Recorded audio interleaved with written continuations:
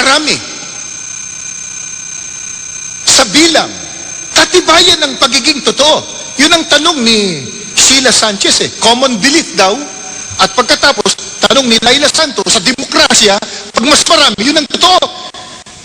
Eto, patutunayan po natin na hindi gayon. Kung ang pag-uusapan, sino ang sa Diyos, alin ang tunay na sa Diyos, alin po ang maliligtas. Ang babasahin ko po ay Deuteronomio, Kapitulo 7. Ang talata po ay 6 hanggang 8.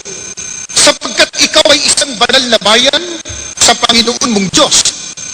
Pinili ka ng Panginoon mong Diyos upang maging bayan sa kanyang sariling pag-aari, na higit sa lahat ng mga bayan na nasa ibabaw ng balat ng lupa. Hindi kayo inibig ng Panginoon, pinili kayo dahil sa kayo'y marami sa bilang kaysa alinmang bayan, sapagkat kayo ang pinakamaliit sa lahat ng bayan, kundi dahil sa inibig kayo ng Panginoon at dahil sa kanyang tinupad ng sumpa na kanyang isinumpa sa inyong mga magulang, ay inilabas kayo ng Panginoon sa pamamagitan ng makapangyarihang kamay at tinubos kayo sa bahay ng pagkaalipin mula sa kamay ni Paraon na hari ng Ehipto. Ang tinutukoy po dito, ang bayang Israel noon. Bakit po sila naging sa Diyos?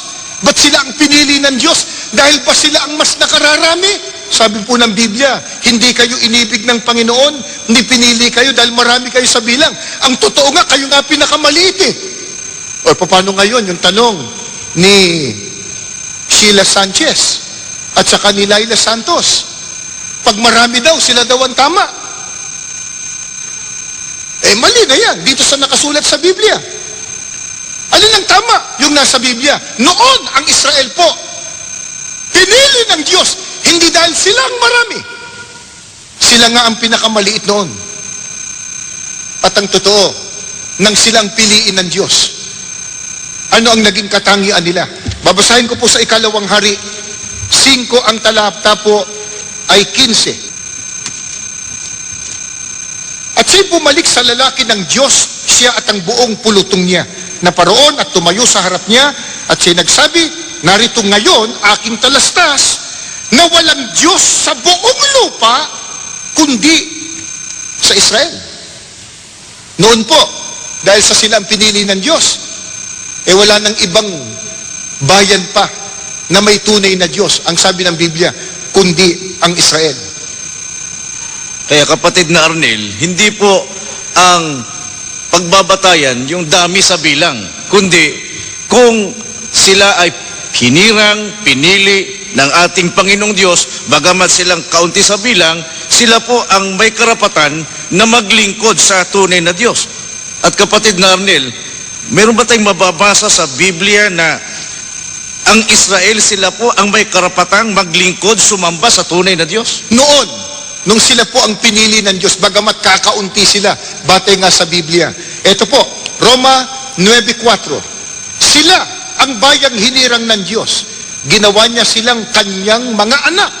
Sa kanila niya ibinigay ang karangalan, ang kanyang mga tipan, ang kautusan, ang tunay na pagsamba, at ang kanyang mga pangako. Ito po katangian ng Israel noon, nang sila ang piliin ng Diyos. Sila ang may karapatan sa tunay na pagsamba. Hanapin mo ang kautusan ng Diyos, nasa kanila. Bakit? Sila pinili. Dahil ba marami? O hindi? Kaya pa sila totoo, marami sa bilang? O hindi? Kaya mali pong paniniwala, batay sa Biblia, na pagka mas nakararami, yun na po ang tama. Yun na po ang tunay. At hindi lang yan. Noon po, bago pa Israel, sa matandang sanglibutan, pakinggan po niyo itong babasahin ko. Dito po sa Hebreo, ang talata po ay 7. Dahil sa pananalig ng Diyos, pinakinggan ni Noe ang babala ng Diyos tungkol sa mga bagay na mangyayari na hindi pa niya nakikita. Gumawa siya ng isang daong upang siya at ang kanyang sambahayan ay maligtas. Sa pamamagitan nito'y hinatulan niya ang sanglibutan. Ito po yung sa panahon ni Noe. Alam po namin, alam din ninyo kasaysayan nito, dahil sa kasamaan ng sanlibutan, nagpasya ang Diyos. Gunawin ang mundo, lipulin ang tao, sa pamamagitan po ng bahang gunaw. Universal deluge. Baha. Dito po, binabanggit po ng talata ng Biblia, hinatulan o pinarusahan ang buong sanlibutan, ang naligtas lang po ang sambahayan ni Noe. O isipin ninyo yun? Isang sanlibutan na rin ang tao noon. Pero hinatulan ng Diyos ang isang sanlibutang tao, isang mundong tao, ang naligtas lang, isang sambahayan. Ilan po sa bilang ang naligtas po, kapatid na Arnel? Ilan ba yun? Basahin natin sa Biblia, kapatid na Joel. Sa unang Pedro 3:20 po, na mga masuwayi noong panahon ni Noe, samantalang matyagang naghihintay ang Diyos habang ginagawa ang daong. Kakaunti lamang, hindi sinabing marami, kakaunti lamang, 8 katao ang nakaligtas noon sa tubig.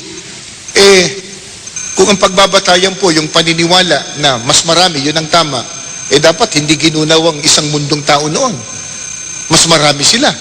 Dito po, nakasulat po sa Biblia, isang mundong tao ang pinarusahan. Ang naligtas lang po, yung sumunod sa Diyos. Si Noe, 8 katao. Si Noe, asawa ni Noe, 3 anak niya, at kani-kanyang asawa ng kanyang mga anak.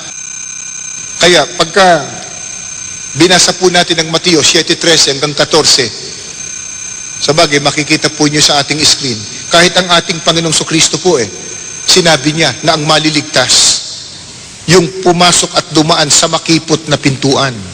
Kokonti lang ang dumaraan doon.